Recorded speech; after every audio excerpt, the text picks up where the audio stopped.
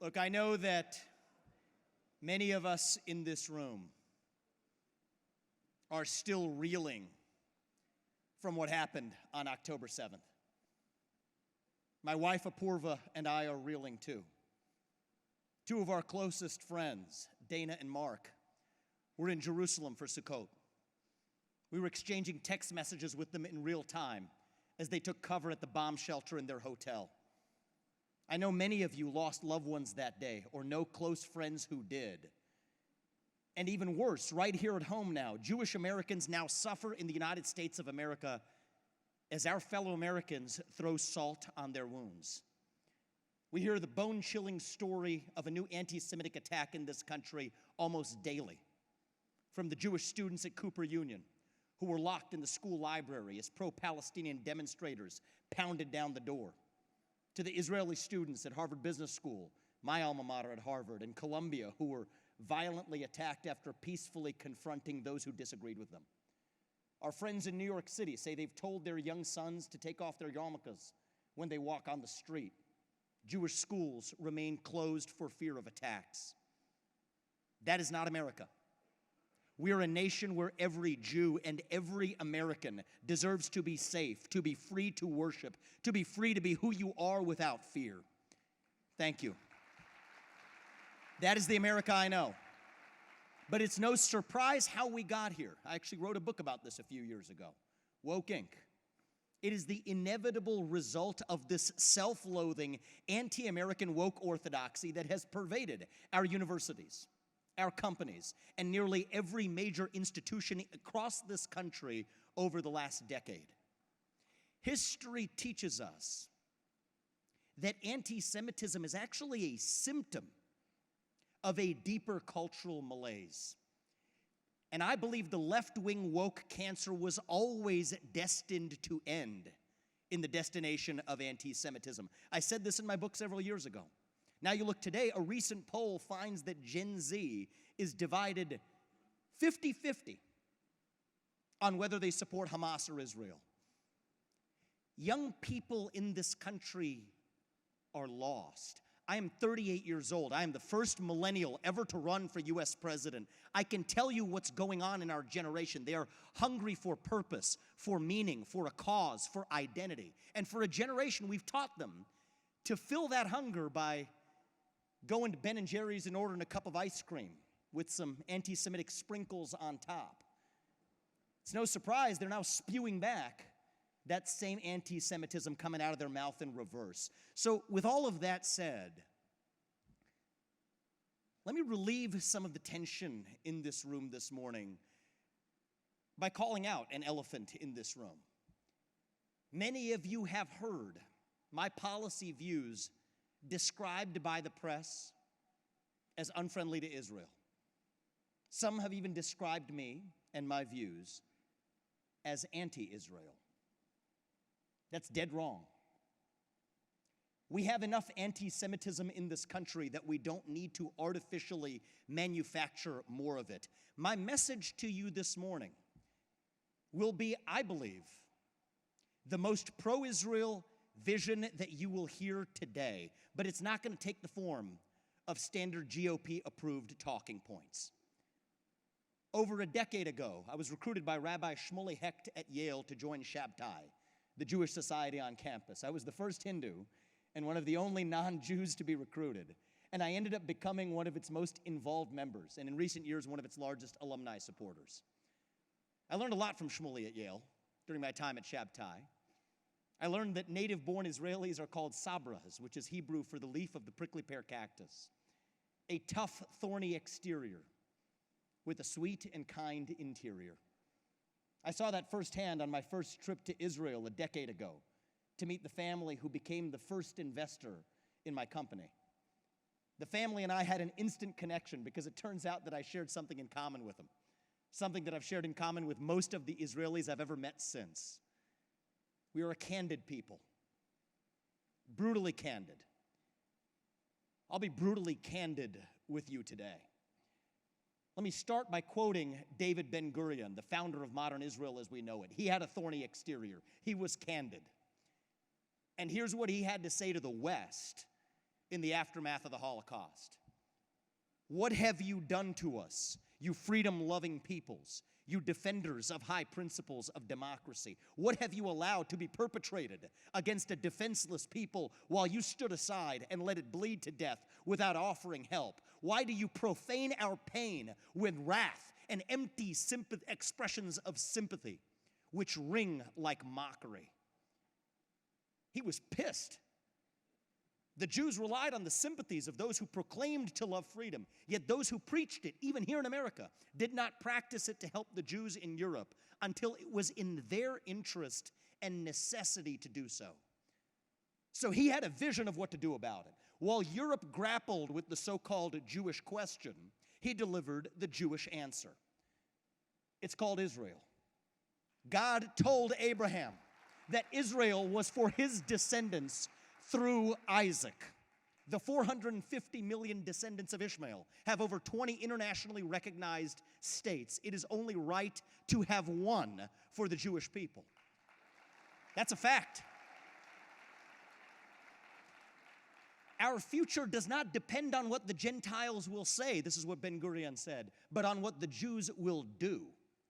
The fate of Israel depends on two things, he said, its strength and its righteousness. And he said that Israel must win every single war that it fights because our enemies only have to win one war. Oseh shalom bimromav hu yaseh shalom alenu. He who makes peace above should grant peace on earth. But that peace requires strength to last. That was David Ben-Gurion's vision. He was exactly 5 feet tall, but he was a mighty man. The nation he founded is 9 miles narrow today, but it is a mighty nation. Never again would Israel's existence depend on the fleeting sympathies of others. Never again would the Jewish people fall for the siren song of the West's proclamation for freedom in words, but not in deed. Never again. Israel's strength at long last would come from within its own nation, built on the land that God promised Abraham. Well, on May 14th, 1948, Israel declared its independence. And later that same day, 5 Arab countries invaded Israel in hopes of killing the infant nation. Young Israel had a population of under 700,000. Think about that. Fighting 5 Arab invader countries with over 40 million. Young Israel, back then, think about this, was armed with 3 tanks, 0 planes, and not enough guns even for all of its soldiers to have one. The Arab armies boasted 270 tanks, 300 plus airplanes. But Israel won that war. Now, 1% of Israel's population died doing it, nearly a third of whom were survivors of the Holocaust, but they won the war. By the way, using some of the very same weapons that were used to round up Jews in Nazi Germany, that were later used to save the Jewish state in the Middle East. In the coming decades that followed, Israel and its Arab neighbors would go to war again and again. The 6-Day War of 67, the Yom Kippur War of 73, and Israel fought and won every one of those wars. They were costly victories. But as Ben-Gurion said, Israel must win every single war that it fights because our enemies only have to win one war. And that brings us to the tragedy of October 7th. The Hamas attacks were barbaric. They were medieval. They were subhuman. The first civilian to die at Kibbutz Be'eri, maybe the first civilian to die in the Hamas attacks at all, was Arik Kraunik, the kibbutz's chief security officer. Armed with just a rifle and a pistol, he killed 7 Hamas attackers at the gate before more terrorists took him down. On that same kibbutz, Renat and Chen Evan took their family and jumped from their burning home. They landed in what they thought was safety, but the Hamas terrorists soon shot them. Renat, Chen, and their 2 oldest children shielded their 2 youngest children with their bodies. Only those 2 youngest children survived. In another kibbutz, a young mother named Adi Vital Kaplun had to make a terrible choice. Hamas terrorists were in her home. She knew it was too late for her. So she called her husband and her father to warn them not to come to the house. She was soon shot dead in front of her 2 children, a 4-year-old and a 4-month-old. These are 3 stories amongst over 1,000 like them. David Ben-Gurion said at Israel's founding, the most dangerous enemy to Israel's security is the intellectual inertia of those who are responsible for security. Here's a hard truth. There's no doubt that there was some intellectual inertia within Israel's modern military and intelligence that allowed for a failure of those defenses that allowed October 7th to happen. And there is also a role for the U.S. to admit. The long-standing relationship and alliance between the U.S. and Israel is special. Decades, thank you, it is true. Goes to the heart of who we are as a people. Decades of intelligence sharing, shared democratic values, co-development of defense technologies, including the Iron Dome itself, which was helpful on that day. But whatever military aid the U.S. provided to Israel for the last 10 years did absolutely nothing to prevent that breach, which was the worst attack that Israel has faced in 50 years, possibly ever in its history.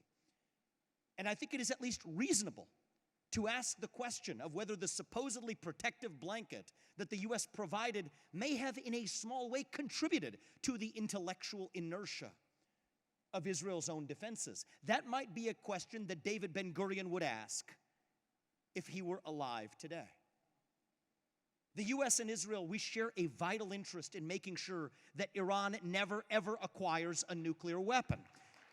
And it is utter lunacy that the Biden administration made a $6 billion ransom payment to Iran, which not only calls for the death of Israel, but calls for death to America. Yet against that backdrop, here's the part you won't hear from others, but I'm here to speak hard truths. It is also sheer lunacy for the U.S. to have advanced discussions this summer about the transfer of nuclear technology to Iran's Sunni rival, Saudi Arabia, which, while more accommodating than Iran is, of course, towards the U.S. and Israel, absolutely should not become a nuclear power either. That's a fact. And here's a harder truth. We're seeing this by the day as the news comes out, but we have to confront the truth if we're going to find our way forward. There's almost no doubt that the October 7th attacks on Israel were, at least in some small way, in part the result of that disastrous maneuver by this Biden administration. That is a hard truth that we as Americans must confront, that some of our poor decisions may have played a role in catalyzing the October 7th attack on our most important Middle Eastern ally, even though that is not a particularly popular narrative in the media right now. These are all part of the backstory of how October 7th actually happened. We can't just spout the slogans that we're supposed to say in public. We have to confront the truth, not when it's easy, but when it is hard, when it is difficult, and in this case, when it is at times ugly. Which brings me to the truth of what to do about it. My view is that now is the moment for Israel to return to its founding premise. The Jewish state has an absolute right to exist. A divine gift, gifted to a divine nation, charged with a divine purpose. Israel has an absolute and unequivocal right and responsibility to defend itself to the fullest, applying the only language that its adversaries understand, the language of force. So what would David Ben-Gurion say today? He would say, don't depend on anybody else's fleeting sympathies or permission to do it. If Israel wants to destroy Hamas, Israel should go ahead and destroy Hamas. I'm just getting started. If Israel wants to destroy Hezbollah, Israel should go ahead and destroy Hezbollah. If Israel and Mossad want to pull off Munich 2.0 and take out every last leader of Hamas, wherever they may be hiding from Doha to Dresden, host a red wedding at the Four Seasons in Qatar the next time Haniyeh and Mashal show up, they should go ahead and do it. If Israel wants to, at long last, abandon the myth of a two-state solution, Israel should go ahead and abandon a two-state solution. The rest of the Arab world can absorb Palestinians just as the Jews absorbed their people out of 22 countries they were kicked out of since 1948. The Islamic world cannot continue to condone the slaughtering of Jews while continuing to disown the Palestinians. That is the hard truth, that neither member of either political party is willing to speak out loud to the Arab world. I will. But these are decisions for Israel to make, not America. I am not running for president of Israel. I am running for president of the United States. And just as it is time for Israel to return to its founding premise, it is time for us here in the U.S. to return to ours. George Washington, in his 1796 farewell speech, David Ben-Gurion is to Israel as George Washington is to this country. He reminded us that our job here is to be strong at home, to mind our own affairs, to avoid foreign military entanglements that do not relate directly to our homeland here in the United States of America. It's okay, I'm sharing my honest view, and we have to have open debate to find the path forward. I am a George Washington, America First conservative. And I believe the U.S.-Israel relationship is strongest when it is grounded in American self-interest, as I believe it is and will be strongest when it is, not in fleeting sympathy. That is better for America. That is better for Israel. And I will remind you that President Trump was wrongly criticized as anti-Semitic during his campaign and early on in his presidency, but went on to do more for Israel in a few short years than most presidents who have spouted off the right slogans. I don't spout slogans to you all either.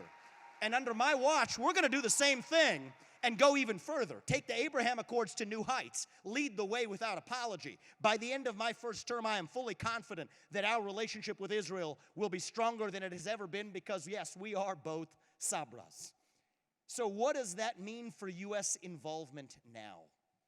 It means we support Israel to the fullest with a diplomatic Iron Dome that allows Israel to fully defend its national existence without anybody else. Not the U.S., not the UN, not Europe, not anybody standing in Israel's way. It means publicly condemning and rejecting the shameful comments of the UN Secretary General this week, who tried to justify the Hamas attack by creating a false equivalence between the attacks on Israel and the Palestinian peoples, that terrorist attacks on Israel versus their defense. Forget that. Tell the UN it means the U.S. should stop funding and, if necessary, altogether exiting these pathetic institutions like the UN that are hostile to our sovereignty of the U.S. and our allies. It means we share intelligence with Israel required to achieve its goals. It means we speak out against anti-Semitism right here at home, not by censorship of speech, but through leadership of our young Americans who follow the Pied Pipers of anti-Semitism because they are truly lost for purpose and meaning, because anti-Semitism is almost always a symptom of a deeper moral and spiritual void that true leaders have to fill. It means we shore up our own military-industrial base here in the U.S. in a manner that improves U.S. security, and we can sell arms to Israel in a manner that advances the interests of both countries. But from a U.S. standpoint, I worry that we muddy the waters and we hamstring both the U.S. and Israel if we engage militarily ourselves. I don't want to repeat the mistakes that we have made in the last 25 years, accumulating debt, thousands of innocent American lives lost in Middle Eastern wars that did not advance the U.S. interests in Iraq or Afghanistan. I don't think it's in Israel's interest for the U.S. to get involved militarily, and I don't think it's in the American interest either. From a U.S. standpoint, here's the right path forward. Get Americans out of harm's way. I personally funded a 200-seat charter flight to get Americans in Israel out of danger. The Biden administration needs to do better on this front and more. I believe that we have to do better in every respect. We have to think about how we get Americans, our troops, out of places like Syria and Iraq, where they never should have been in the first place. Force Hamas to release any remaining American hostages before a broader war begins. The American first agenda means no American left behind. Get our sons and daughters out of those places, like Syria and Iraq, where there's no place for them to be in the first place, and where they're sitting targets today. And in the meantime, I will be clear that if you hit us, we will hit you back 10 times harder. That's a principle in America. We will be crystal clear with Iran that you better not get involved in this conflict in backing this war against Israel. And as long as Iran doesn't intervene, we won't either. We will be crystal clear with the UN and the rest of the world that Israel is free to defend itself to the fullest, using whatever means Israel determines to be in its national self-interest. Now, right now, today, this Saturday morning, as we convene in this room, Jews are convening in the synagogues of the world and reading this week's Lech Lecha from Genesis. And the Lord said to Abraham, "Go forth from your land and from your birthplace and from your father's house to the land that I will show you. And I will make into you a great nation, and I will bless you, and I will aggrandize your name, and you shall be a blessing. And I will bless those who bless you, and the one who curses you I will curse. And all the families of the earth shall be blessed in you." And the Lord appeared to Abraham, and he said, "To your seed I will give this land." And there he built an altar to the Lord who had appeared to him. Israel is still that great nation. We bless this great nation, our friend and our ally. Israel, we believe in your birthright, and I have full confidence that if left unrestrained, the IDF will be able to get the job done of defending Israel. I know they can do it. I personally hope for a successful in-and-out operation. I would love nothing more than for the IDF to put the heads of the top 100 Hamas leaders on stakes and line them up on the Israel-Gaza border as a sign that October 7, 2023 will never happen again, and then to use all of those saved resources to build the border defenses of the future. But that is Israel's decision to make, not ours. That is what David Ben-Gurion would tell Israel to do. That is what George Washington would tell the United States to do. And I will close with the words that Menachem Begin spoke to Joe Biden in 1982. "I am not a Jew with trembling knees. I am a proud Jew with 3,700 years of civilized history. Nobody came to our aid when we were dying in the gas chambers and ovens. Nobody came to our aid when we were striving to create our country. We paid for it. We fought for it. We died for it. We will stand by our principles. We will defend them. And when necessary, we will die for them again. Israel, we are with you. We are praying for you. We have real work to do here in the meantime. We will make sure those students at Cooper Union don't have to hide in a locked library for fear of violence, that the Jewish day schools don't have to stay closed for fear of attacks, that young boys in New York City will no longer have to take off their yarmulkes when they walk on the streets, but that they can be proud of who they are and achieve their dreams without fear. Internationally, we will make sure that nobody stands in Israel's way as you defend your land to the fullest. But now it's up to you to do what you have always done. Go win this war and protect your homeland without asking anybody for permission or anybody for forgiveness. And go make David Ben-Gurion proud. Thank you all. May God bless you. God bless Israel. And God bless our United States of America. Thank you.